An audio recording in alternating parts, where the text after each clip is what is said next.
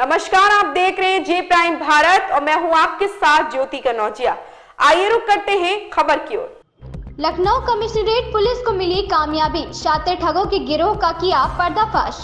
ADCP पूर्वी सैयद अली अब्बास ने press वार्ता कर दी जानकारी। गोमतीनगर विस्तार पुलिस क्राइम टीम ने शातिर ठगों के गिरोह को किया गिरफ्तार। पुलिस ने 4 शातिर ठगों को किया गिरफ्तार। आरोपियों के कब्जे से अवैध असलहा, कारतूस व नकदी किया बरामद। एडीसीपी पूर्वी ने बताया, भोले भाले लोगों को खेतों में काम करने के बहाने दूर ले जाकर मृत्यु का भय दिखाकर उनसे लाखों रुपए की ठगी करके घटनाओं को कारित कर बड़ी ही आसानी से पुलिस को चकमा देकर फरार हो जाते थे।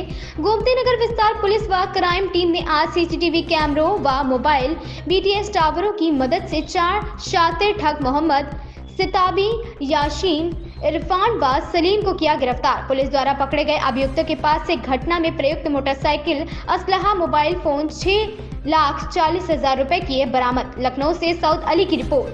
बताइए सर, ये गोमतीनगर विस्तार पुलिस में जो ठग पकड़े हैं, क्या है पूरा मामला सर, विस्तार से? देखिए, कुछ दिन पहले गोमतीनगर विस्तार थाने में एक घटना रिपोर्ट हुई थी जिसमें बताया गया था एक बुजुर्ग व्यक्ति आया था, श्यामलाल, जो कि पावर कॉरपोरेशन से रिटायर हुआ है, 4th क्लास वहाँ पे कर्मी था। और उसने बताया कि कुछ लोग उसके घर पर आए और 2 लोग उसके घर पे आए प्रिसाइजली, और आने के बाद उन्होंने उससे कहा कि कहीं पर गैस पाइपलाइन फट गई है, और चूँकि वो पहले से उसने उसकी ज़मीन समतल की थी उन लोगों ने, तो ये उसके साथ चले गए। जब वो उसके साथ गए तो जाने के बाद 2 व्यक्ति और आते हैं, और आने के बाद उन्होंने उसको धमकाया कि आप 10 लाख रुपए अगर नहीं दोगे तो तुम्हें जान से मार देंगे और तुम्हारे परिवार वालों को भी जान से मार देंगे। और इस बुजुर्ग व्यक्ति का कहना था कि उसके बाद इन लोगों के इन्फ्लुएंस में वो बैंक गया, और बैंक जाने के बाद उसने 8 लाख रुपए जिसके अकाउंट में कैश अमाउंट था उसको निकाला, और निकालने के बाद इन लोगों को दे दिया।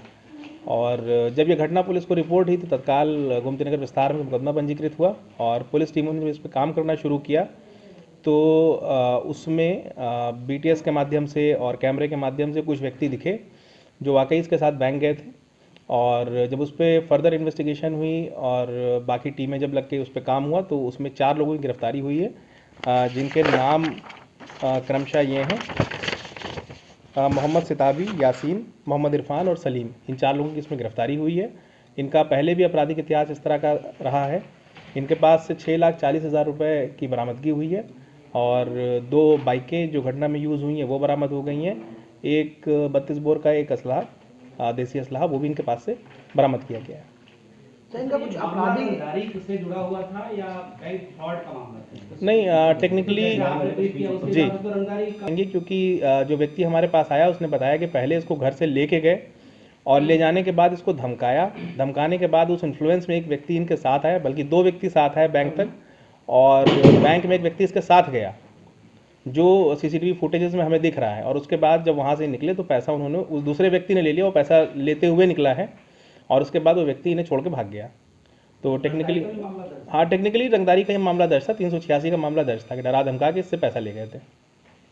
इन चारों का कुछ आपराधिक इतिहास भी है पुराना कि? हाँ, इनका आपराधिक इतिहास है। आप देखिए, सलीम के ऊपर 3 अभियोग इस तरह के पंजीकृत हैं, यासीन के ऊपर भी 2 अभियोग पंजीकृत हैं, और बाकी इरफान के ऊपर भी है, और सिताबी के ऊपर भी अभियोग पंजीकृत है। ये पहले भी एक साथ इस तरह का काम कर चुके हैं। बस्ती से ये जेल गए हैं, उन्नाव से भी ये जेल गए हैं, और इस तरह के प्रकरण में इस तरह के लोगों को ये चिन्हित करते थे और चिन्हित कर पे उनसे फिर पैसा लेकर वहाँ से गायब हो जाते थे। सर, ये 4 लोग हैं कि इनके साथ और लोग भी हैं? नहीं, फिलहाल तो इसमें 4 लोग ही प्रकाश में आए हैं, और हमारी घटना में भी 4 लोग हैं। उसके अलावा इनके सीडीआर और इनकी बाकी डिटेल्स देखी जा रही हैं। अगर कोई और भी इस घटना में होगा तो उसकी गिरफ्तारी भी की जाएगी। लगातार इतनी बड़ी घटनाएं दे रहे हैं, क्या पुलिस इस बार क्या कार्रवाई से करेगी जो जेल छूटने में आसानी ना? नहीं, इस बार चूंकि हमने इनको चिन्हित कर लिया है, और ये हमारे यहाँ के लोग नहीं है, बाराबंकी के लोग हैं, और बाराबंकी में पहले ये गोंडा गए। गोंडा में जाने के बाद इन्होंने जहाँ पे उसकी ज़मीन थी उसको समतल किया, और फिर इस व्यक्ति को चिन्हित किया। तो इस बार इस पर हम गैंगस्टर एक्ट की कार्रवाई भी करेंगे, और प्रयास करेंगे कि इस तरह के जो फ्रॉड्स ये लोग और कर रहे हैं, इनसे पूछताछ, उनके कुछ नाम और आते हैं तो उन पर भी हम शिकंजा कसेंगे। सर, बाराबंकी पुलिस को भी क्या इनके बारे में सूचना दी जाएगी, इस तरह की घटनाएं कारित? नहीं, बिल्कुल सूचना दी जाएगी, बिल्कुल सूचना दी जाएगी। और जैसे आपको पता है कि हमारे क्राइम रजिस्टर में 2B या 2A जो फॉर्मेट रहता है, जो मुलजिम हमारे यहाँ का नहीं होता, दूसरे यहाँ का होता है, तो उसको बेसिकली लिखापढ़ी में इंस्पेक्टर की ओर से और हमारे डीसीपी साहब की ओर से वहाँ पर लेटर पत्राचार भी किया जाएगा, जिसमें इनका विस्तृत आपराधिक इतिहास वहाँ पर भी खोला जा सके और निगरानी रखी जा सके। और पुलिस कमिश्नर ऐसे ही खबर से जुड़े रहने के लिए आप देखते रहिए जे प्राइम भारत।